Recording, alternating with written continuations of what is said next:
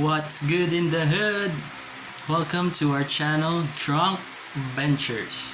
We'll be asking drunk questions, discussing drunk topics, and we'll be puking out fucked up answers. So, I'm your host for today, Samsara. Sa channel na to, hindi lang ako yung magiging part, no? Meron tayong mga drunk venture family. Hindi lang tayo ngayon makakapag-meet kasi nga mahirap travel dahil sa pandemic. So in the future videos, maybe 2 or more after this, makapag-get together tayo at makilala niyo yung buong fam ng Drunkventures. So little introduction about sa Drunkventures. Drunkventure ay gusto namin buuin sa kadahilanan na marami kaming fucked up experience habang So gusto namin mapakita sa ibang tao na can have fun while drinking and learn something. Kasi sa inuman namin kadalasan we talk about nangyayari ngayon sa mundo, tapos sa sarili namin buhay, sharing problems, sharing all kinds of shit, same time having fun. Marami tayong kwento, hindi lang sa akin, sa ibang fam natin, no? And soon, malalaman natin lahat yan. We'll enjoy our time. And sorry if mababa ang quality ng ating video. So we're not there yet, trying to get the next level. The next level play. And with the help of you guys, if ever na makalari na lumaki tong channel na to, hindi namin kayo makakalimutan. We'll be there for all of you if ever na lumaki tayo. So without further ado, let's start our show. So basically, Drunkventure ay discussing topics. We'll be asking questions about life, about the world in general. So madami kami sa group, maraming opinion. Each opinion doon siguro may makaka-relate. Sana magustuhan yung mga opinions, You can give your own opinion through the comment section, And before I start telling you about the first topic that we'll be discussing today, I hope you like and subscribe. Without further ado, let's start. So, ang topic natin for today is video game bad for you.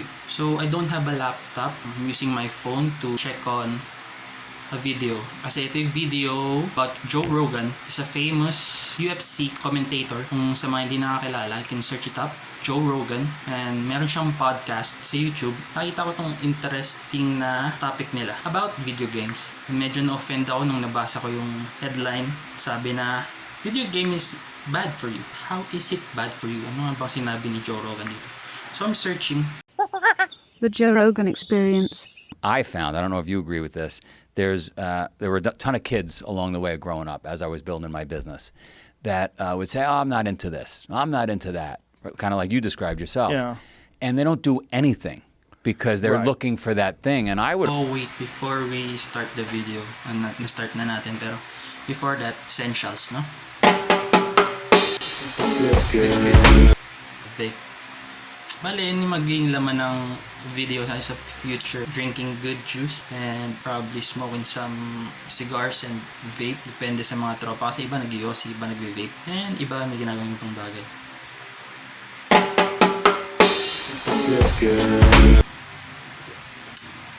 It's good. So let's start, no? do something. Napatay pa pala. Do fucking something until you find that thing. Yeah, I've never been that kid though. I mean, I've always been into things. I was into art, or I was into something. I always found things that I was interested in. Just none of them seemed like they were normal things that other people wanted to do for a living, like the path, like a career path. But I think that there's a lot of people that don't have any. There's no one. They're not modeling their life after someone. So yung first na sinabi ni Joe, no? They should do something if they're doing anything, no?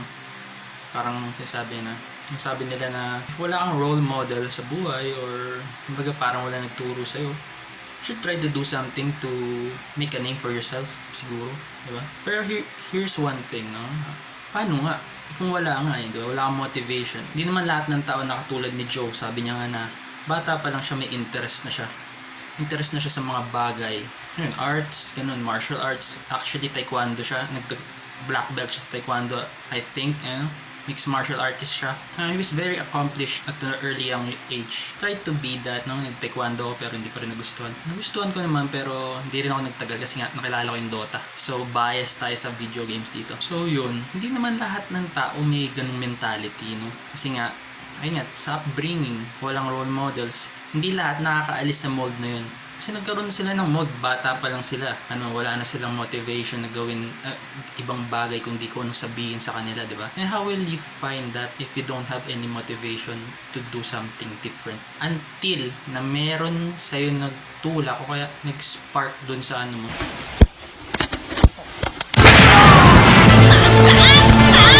Yung parang sa stuck na sa ganung buhay na until they die, they did good, kapag trabaho, nagkaroon ng asawa, pero hindi yun yung gusto nilang gawin sa buhay. Hindi sila contented. Why is that, diba? Bakit? Kung totoo sila sabi na should do something para lagi bang effective? Hindi naman eh. Kasi kung madaling gawin, everyone should do it. Everyone should be doing it by now, diba? Kasi maraming factors, especially yung outside forces, no? I felt a great disturbance in the force. As if millions of voices suddenly cried out in terror. Yung mga ingay ng tao, yung mga doubts mo sa sarili mo. Hindi doubts sa sarili mo kasi nagkakaroon ka ng doubts sa sarili mo. Kasi you're listening to the wrong people. Diba? And it's hard to get out of that mode. So, ayun yung first opinion ko. Dapat intindihin din niyo yung factors na yun. Psychological factors. Napaka-importante nun. Lalo sa mentality ng tao. Hindi lahat ng tao strong-minded. Hindi lahat ng tao, kumbaga, kahit anong hirap na pagdaanan, kaya. Hindi lahat ng tao, ganun, iba fragile, very fragile. Dami tayong kakalalang ganyan. So, diretso natin yung video. Tingnan natin pa ibang opinion nila. Tayo dumadating sa video games actually.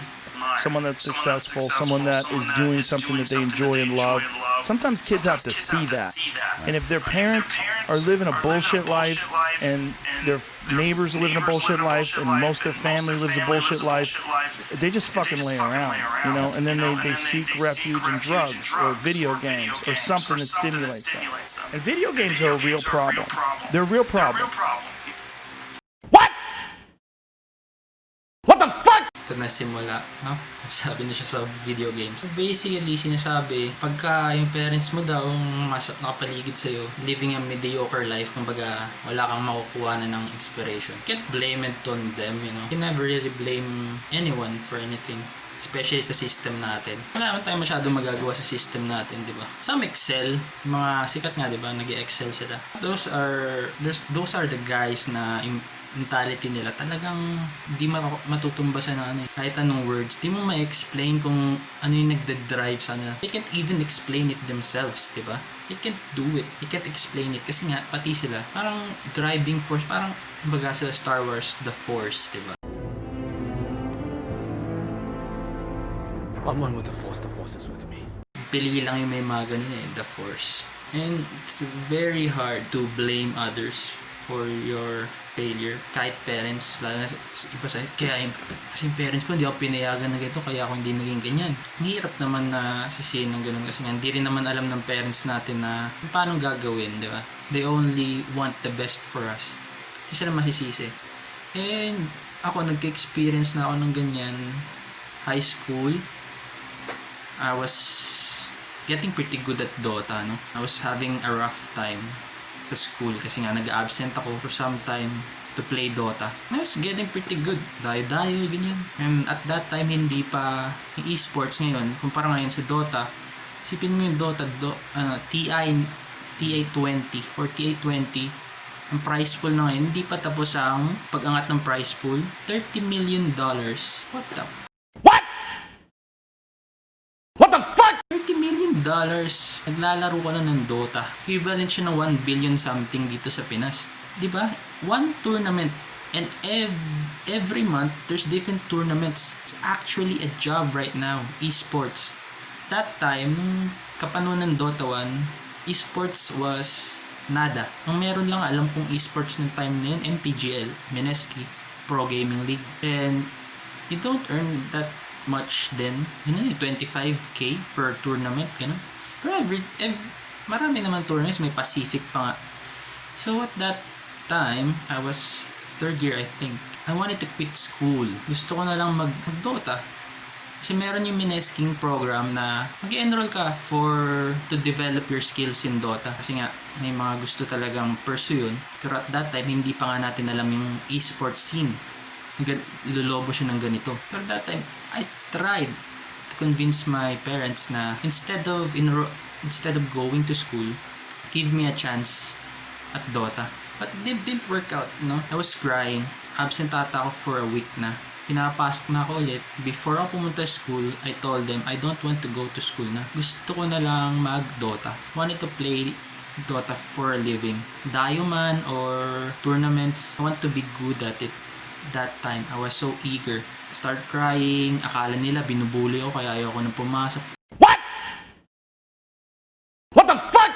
Then, yun, na-convince ako ng lolo ko that time. Lolo ko yung na-convince sa akin. Anak, punta ka sa school, kakausapin natin teacher niyo. Kasi magwa 1 month na ata akong absent for that school year. So, probably I'll be dropped out soon. Or I should have been dropped out. Pero, yun, kinausap nila. Naawa na siguro sa lolo ko kasi nga. May parang naawa niya sa akin, kausapin daw namin yun. So, I went back to school. After that, medyo naglaylo ako sa Dota.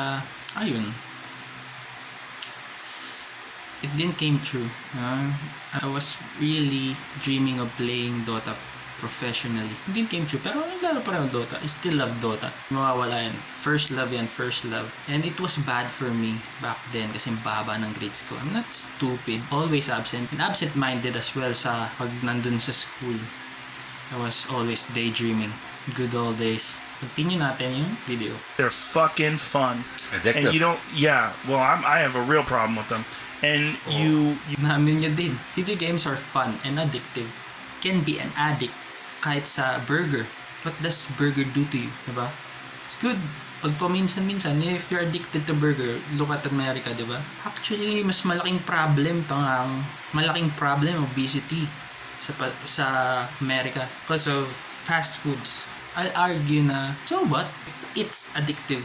As long as it does not cripple your life. If it does not cripple your life, that's not a problem. You can play all you want as long as you do the things you usually do. Hindi yung na-apekto na mo yun. Ayun yung problem na. If it's affecting your life, then you probably should get some help. But if you're doing it for fun, and you're doing it professionally, that's not a problem. It's actually a great deal from my perspective. Kasi nga, you're playing games, same time you're earning money. Nice. Just a better life if you're playing games and probably you, bro. you do them and they're real exciting, but you don't get anywhere. Right. It's like you could do like martial arts, right? You could learn jiu-jitsu.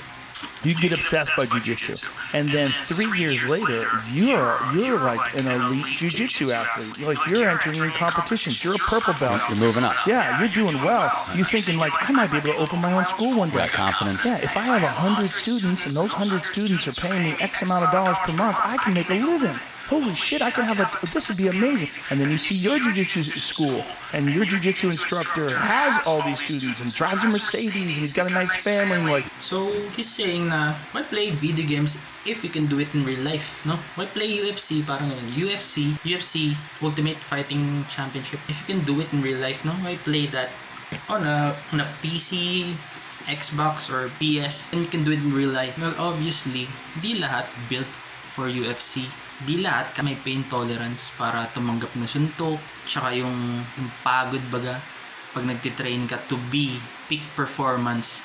Di lahat kaya yun. Di lahat built para sa ganung bagay. They want it, gusto nila mag-UFC. Even basketball, no? They want to play NBA. They wanted to perform at UFC, pero hindi sila built dun eh. You can't blame them for playing the game. It's like an escape, Parang video games gives you a chance to be something else, and it's a safe haven, lalo sa mundong sa mundo natin na medyo harsh. Totoo lang, di ba? Harsh talaga ang mundo. Full of critics, not a lot of supporters. Safety of their homes, doing the shit they love. It's a safe haven. We can't blame them for staying at home, being safe. Kasi doon, walang pride and prejudice, no? You're just playing a game. No one's judging you. Even if you play against other players, they don't really know you. You can be yourself. Kasi hindi ka mahihiya. Hindi ka naman nakalala. The safe haven. Hindi lahat Joe Rogan na mentality. It's good for him. It's really good for him. Nakakabilib ng mga ganyang mentality. No? Talent yung ganun eh. Sinasabi sa iba na you can't do this, you can't do that, pero you'll do it anyway. You know? Then succeed. Talent, it's an amazing feat to accomplish. Not all can do that though. I wish when I was young and naive, I was that optimistic. Dapat ganito yung tao. Yan, dapat positive tayo lagi. Bakit may mga negative? Pero when I enrolled for psychology, I learned a lot na marami tayong factors. Ako medyo positive naman ako sa buhay kaysa dati. Is to rant even on Facebook with people I don't even know. When I pag-usap ako sa chat na world's fucked up. Honestly. Tuloy. That's the future. This way, you're doing something exciting and fun, and or you could just be playing fucking video games. 3 years later, you could be that same kid, just playing video games, waiting for the next whatever the fuck game is, next Xbox game to come out, and you're gonna waste your time. You have children. I have children, and it's a big battle in the house. Yeah. And my kids, I don't know if you're going through this, but my kids are now saying, well, Dad, this guy made all this money with this video game. He's That's a man. real too. Right? That's real too now. So like, that's 1 in a billion, kid. People make it as a comedian. I was like, okay, does anybody make it? Somebody makes it, right? They figure out how to do it. They make a living. I'm gonna do that. Just stop. Like, I know what I'm doing. I was real lucky that my parents were not around very much, so I didn't get much advice. So I figured it out myself. So there was no one telling me I couldn't do it. So Greenfield. I was like, I'm gonna find my way through this, and since no one's telling me it's impossible, no one's telling me I can't. Occasionally, I would hear someone say, "What are the odds?" I'm like, "Listen, this fucking loser." That's my thought was always like, "That guy's a loser." Like if you think like that, you're a loser. But there are kids that make a lot of fucking money playing video games. Hell yeah! Talaga. So si Joe pala, as what he said, hindi lagi nandun yung parents niya, And so, wala siyang doubters as well as motivators. So, he explored life by himself. He did a good job. Iba na nag-explore ng sarili lang, lalo na yung mga kids na ang parents ay mayayaman and they don't have a lot of time for their kids kasi nga trabaho. They have to basically teach everything by themselves about life in general. This is schooling. It doesn't matter sa school. You learn basic stuff there. You learn facts. You don't learn how to live sa school. That's why I hated school when I was young. But the thing is, like, you have to be adaptable. You have to be able to play multiple video games because the one video game you can get really good at, what are the odds that's going to be around 5 years from now? Like, what's the big one now? Like Fortnite? Do they make money off of that? Yeah. Yeah. And then there's Call of Duty. They make money off that. What's the big money? StarCraft used to be the big one, right? That League of Legends, Counter-Strike. Counter-Strike is it's still the Half-Life mod. Yeah, variations of it have come out, but it's still basic. Producer siguro yung kausap niya. I don't even know Dota. Dota has the highest prize pool in all of esports. FYI, hindi nila alam. Probably earning more. Dota players are earning more than probably Joe Rogan, man. Let's continue the video. They don't make money off Quick though, right? Not really. No. One or two guys do. Yeah, see, it's you gotta pick the right game. You can be obsessed with the wrong game. Spend 5-10 hours a day on that. You have to. You would have to. So that's the end of the video. Na-argue lang nila na do something at your house when you can go outside. Explore the world. Gusto nila explore the world. Like, explore every aspect of what the world gives you. And don't stay in the house. Which is good. Gusto ko din yan. Gusto ko mag-travel sa iba't ibang lugar sa mundo. Gusto kong experience iba't ibang culture, iba't ibang larangan, It's not easy. They talk about it like it's easy. Ibang tao, dami tayong personality. Iba't iba tayong personality. Iba, introvert, extrovert, ambivert. Parang gusto nila na, instead of doing that, instead of staying home, why don't you explore the world? Siguro sa iba makakatulong. Sa iba, it's probably a nightmare. Especially sa ganitong mundo mundo unless na magbago. World is so toxic. MRT nga lang, pupunta ka MRT, napaka-toxic na. Bao na kayo, tulakan kayo, makapasok lang. Wala na kayong pake kung sino madali nyo, di ba? It's pretty hard. You can't tell anyone na dapat hindi yung ginagawa mo. You should improve on yourself. Not everyone can do that. Everyone is trying to be better. Everyone is trying to be better than what they are yesterday. But some people find it harder. Harder, Daddy. What? What? Stop it. Get some help. Pero naiintindihan yung concept nila. They're very, very positive and motivational. It's hard. Can you do? But it's toxic. Everyone can handle it. I'm having a hard time handling it myself. I have a very positive mindset now. But still, I can't do shit. I can't still break out of my mold. This is a step up for me, doing something like this. And as well for my friends. They're doing much better than I am though. They have their careers, they have their works, diba? Getting money. I'm still depending on my parents. It's so fucking sad. What can I do? I'm fucked up, but so good. That's why I'm trying to get better. I'm improving every day. Pero soon, we'll get there. Marami na ako na-share sa inyo about sa akin. And soon, naka-get together tayo ng Drunkventure fams. Pati sila makikilala nyo rin. And they'll give their own opinion about certain topics. And that's the end of our video. You know? Sana na-enjoy nyo. Sana na patuloy nyo kaming i-support if ever na pala rin, no? We'll take you to the next level as well. The next level play, sabi nga sa shoutcast ng mga Pinoys. I hope we can get to that next level. Salamat sa panonood. Please like and subscribe and hope to see you soon. So peace out, man. Smoke weed every day. Smoke weed every day.